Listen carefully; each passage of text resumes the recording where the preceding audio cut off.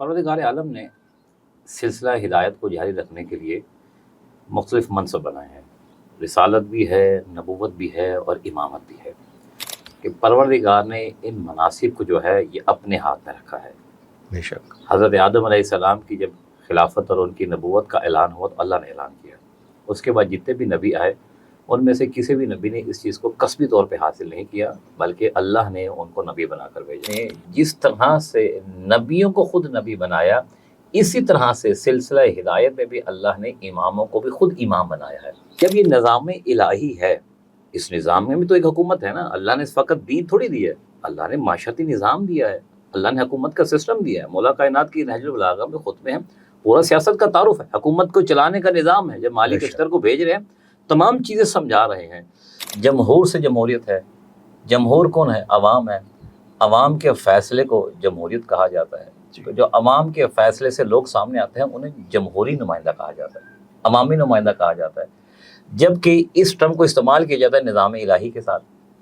نظام الہی میں تو یہ ہے کہ جو اللہ کے نظام کے ذریعے آئے، جو جمہوری نظام کے ذریعے آ رہا ہے اور نمائندہ الہی بن رہا ہے، یہ سمجھ میں نہیں بات آتی ہے. جو نظام امامت کے ذریعے آ رہا ہے، نظام امامت میں آنے والے ہر دور میں مشکلات میں رہے ہیں.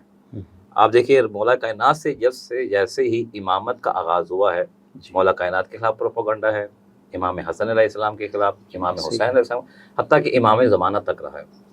اس قدر مشکل حالات ہیں کہ گھر کے اندر ہیں لیکن نظر بند ہیں، معاشرے میں ہیں تو کسی سے ملنے نہیں دیا جا رہا، مصائب ہیں کہ بہت زیادہ ہے. لیکن اس کے باوجود ان نمائندہ الہی نے جب بھی کوئی فیصلہ کیا ہے، کوئی یہ نہیں کہہ سکا کہ اس فیصلے سے ہمیں نقصان ہوا ہے.